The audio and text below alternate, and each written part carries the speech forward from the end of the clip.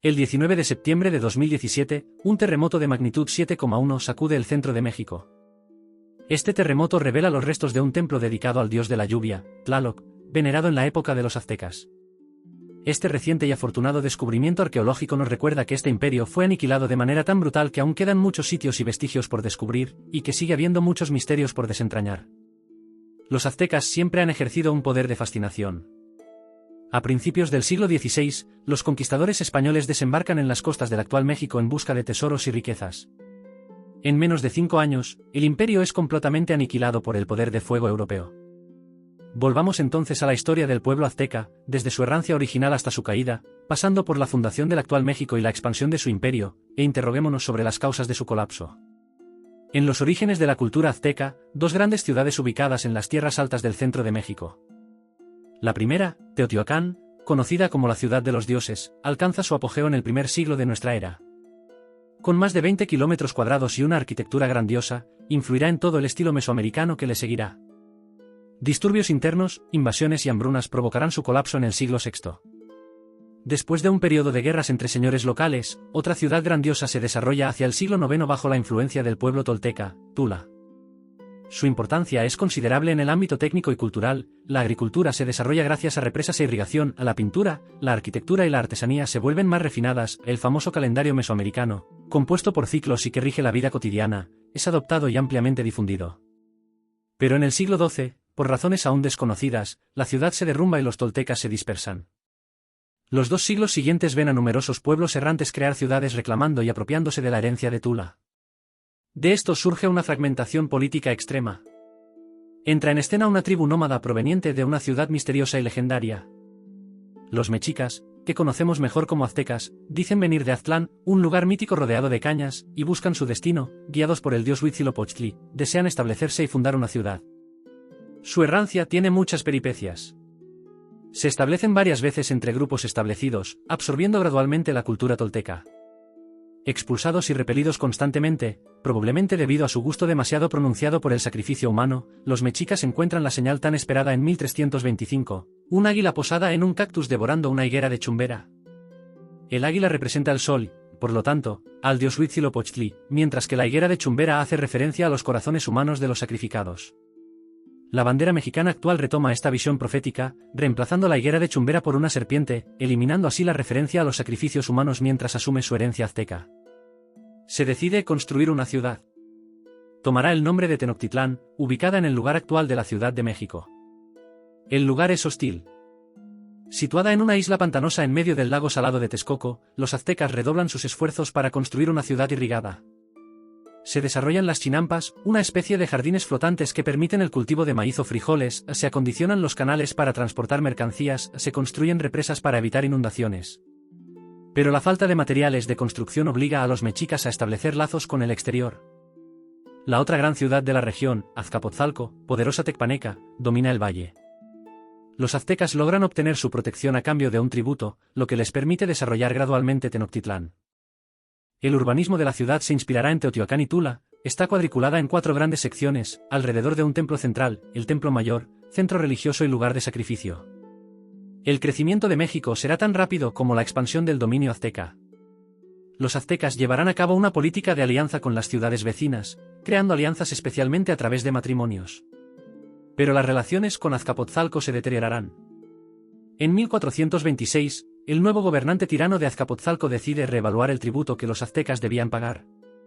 Los mexicas se niegan. Aliándose con las ciudades vecinas de Texcoco y Tlacopan, los aztecas logran tomar Azcapotzalco después de un asedio de 114 días.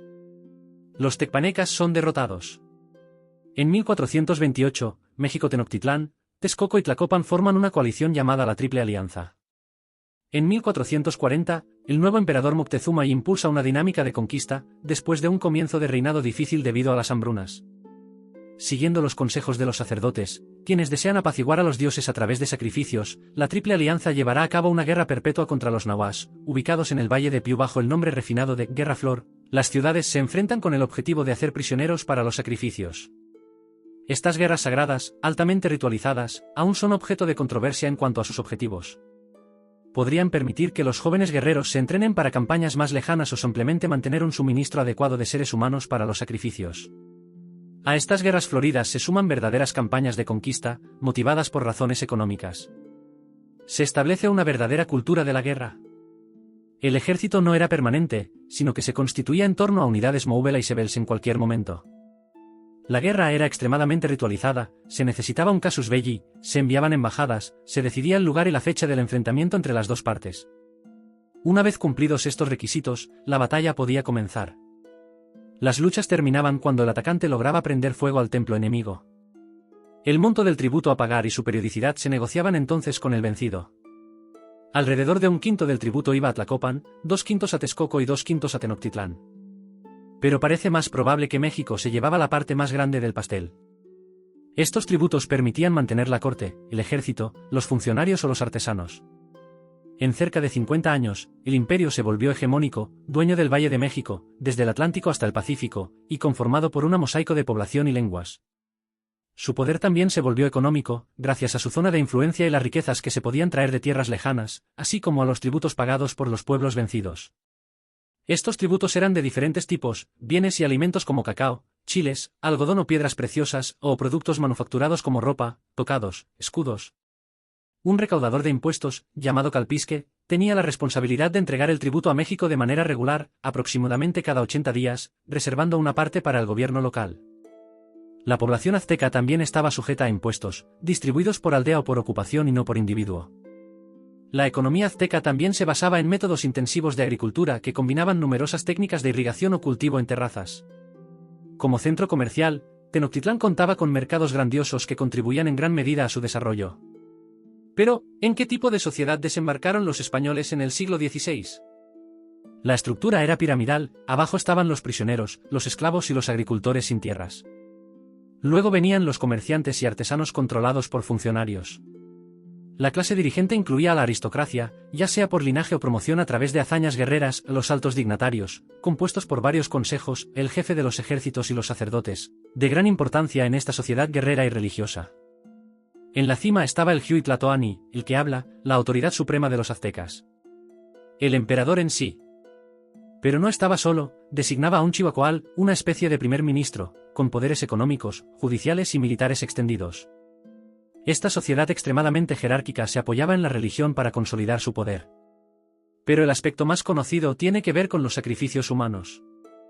La religión azteca es compleja y difícil de entender, ya que fusiona varias antiguas creencias mesoamericanas. Hay dioses para casi todo, pero algunos de ellos son ávidos de sangre.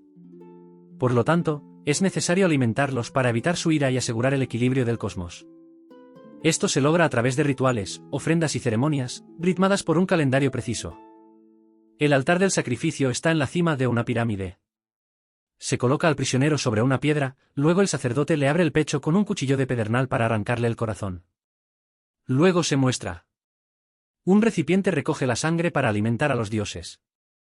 Los sacrificios ya existían en muchas tribus, pero la diferencia radica en la cantidad de sacrificados. Por ejemplo, para la inauguración del Gran Templo en 1486, las fuentes más altas mencionan cerca de 80,000 muertes. Si bien la cifra puede estar exagerada, es seguro que se llevaron a cabo varios miles de sacrificios en 4 días. Las funciones del sacrificio son religiosas, pero también políticas. Esta práctica permite a los gobernantes mantener un clima de terror mediante la eliminación de oponentes y la exhibición grandiosa del poder. Es necesario impresionar a los pueblos tributarios. Sacrificios, guerras y tributos son los pilares del dominio azteca. Además, el control de las provincias conquistadas resulta complicado debido a la falta de hombres y de medios de comunicación. Los líderes locales se mantienen en su lugar, y su lealtad puede variar. A fines del siglo XV, la expansión del imperio entra en un círculo vicioso. Para satisfacer las necesidades del Valle de México, se necesitan cada vez más recursos. Las expediciones son más numerosas y distantes, los pueblos se muestran hostiles a someterse y el territorio se vuelve difícil de controlar. Las revueltas estallan regularmente. Las divisiones se profundizan. Antes de la llegada de los españoles, los indicadores están en rojo. Se manifiestan señales celestiales de malos augurios. Un cometa ilumina el cielo o un templo arde, profetizando la destrucción del reino azteca. Conociendo la presencia de estos extranjeros en la región, el emperador Moctezuma II está inquieto y preocupado cuando Hernán Cortés desembarca en las costas de México en 1519, proveniente de Cuba y en busca de las fabulosas riquezas de la ciudad. Partiendo de la actual Veracruz, comienzan su travesía por la jungla y se asocian con los tlaxcaltecas, enemigos hereditarios de los aztecas. Cortés comprende las divisiones del imperio y las utiliza a su favor. Los chalcas y los tepaneques, humillados durante años, se unen a él.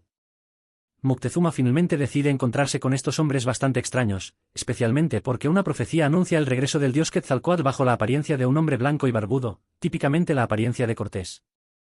El encuentro, que comienza auspiciosamente, pronto se descontrola.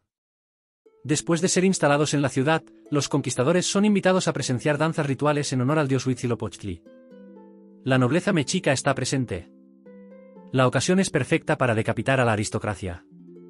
Superior tecnológicamente y actuando por sorpresa, incluso traición, los conquistadores masacran metódicamente a los miembros de la alta sociedad azteca.